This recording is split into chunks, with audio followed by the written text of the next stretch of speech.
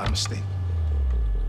If you see one of those things, uniform or not, do not hesitate. You take it out, or you run. Got it?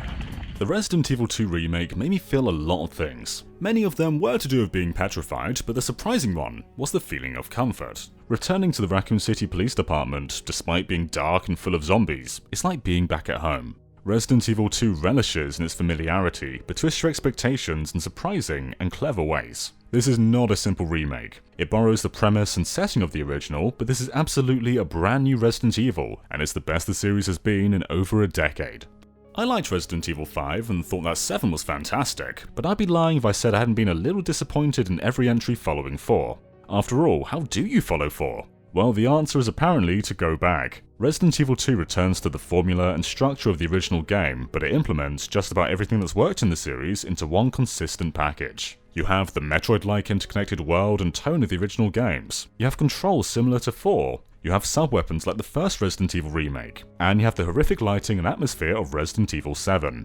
It of course leans mostly on Resident Evil 2, but if you've ever loved a Resident Evil game, there'll be something in here that you recognise. Well, maybe not 6. But if you have only played the action games, then prepare for a rude awakening. You will not be able to shoot your way through RE2, and it makes that evidently clear from the word go. Ammo is sparse, and zombies are plentiful. There's no way you can take them all down, and considering you revisit rooms over and over, you're going to need to be mindful of just who you take down. And considering this is both Leon and Claire's first adventure, you can't just suplex zombies here. Even accuracy has been greatly gimped, requiring you to come to a dead stop for precision shots. You bastard! And it all works so well. I was a little worried how they'd take level designs and environments designed for a fixed camera and make them work in a third-person perspective, but they made it work. You move differently, zombies move differently, and perhaps most important for achieving this, everything is designed differently. You'll of course see some familiar rooms, and some areas are nearly one-to-one, but everything else in between feels brand new, and the way you approach them will feel fresh to veterans and newcomers alike. For instance, the door on the left, where you usually start your adventure, is locked. Instead, you have to go right. Then when you finally do go left, you're anticipating a licker on the wall, only there's nothing to be found. So you're on edge the entire time, waiting for that licker to show up. You know it's coming, but you never know when. This suspense even carries over to the post-game second playthrough, where you take control of the other protagonist, only your playthrough begins much later into the course of the story. If it were just the remake's puzzles and items, it wouldn't be so bad. But because it takes place later in the story, that means Mr. X is already on the loose. So you're being pursued by an invincible tank, all while you try to explore rooms you foolishly thought you were familiar with. It is terrifying.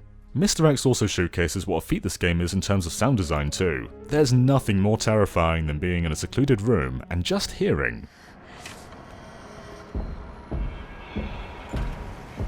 knowing he's outside and can slam through the door at any moment. Don't be too intimidated by him though. He's not all that prominent in the first playthrough and only really shows up when you're familiar with your surroundings. But man, he's something else in playthrough number 2. The A and B scenarios aren't quite as connected as they were in the original games, but you will get a slightly different experience playing Leon and following up with Claire than playing Claire and following up with Leon. There's a ton of reasons to keep revisiting this adventure, and that's just one example.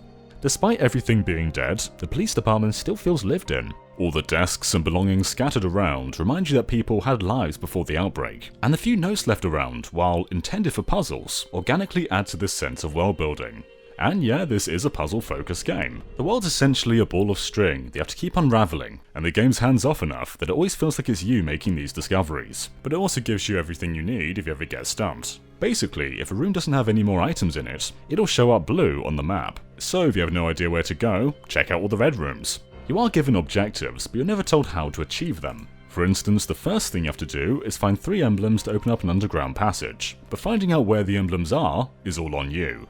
Given some people are intimidated by Resident Evil's structure, this balance allows pretty much anyone to play without sacrificing any sense of isolation, and that's really the remake's greatest accomplishment. It ditches a lot of elements that I thought were integral to the vibe of the original, but it still pays respect to its legacy.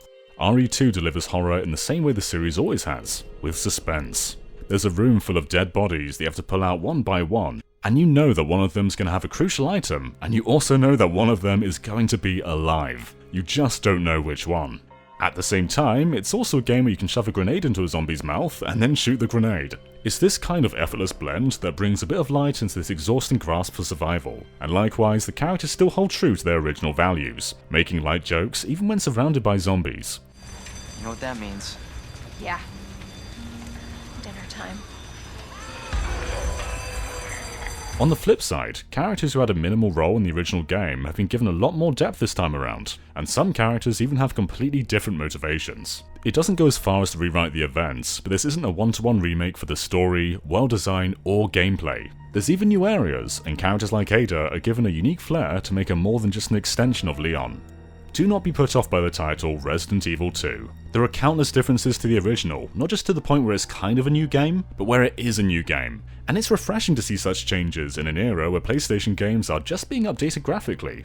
As a lifelong Resident Evil fan, Resident Evil 2 gave me everything I could have wanted and then some. There's still a place for tank controls in game design, and the original is still my favourite in the classic series. But this is how you do an update. Everything feels great, and more importantly, it feels right. I loved reacquainting myself with the police department, and I loved seeing a new side of characters used to be little more than one-liners, and I love Mr. X's fashionable new hat. Resident Evil 2 is terrifying, rewarding, and thrilling. Capcom coined the term survival horror, and Resident Evil 2 reminds us that they still absolutely own it. This is the best the genre has been in years. I love the Resident Evil 2 remake. It's everything a remake should be, and then some. It respects the legacy of the original without being scared to do its own thing. And if this is the template for the series moving forward, then I cannot wait to see what's next.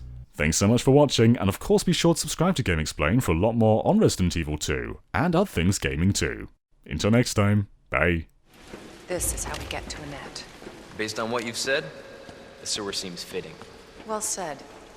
After you. Gee, thanks.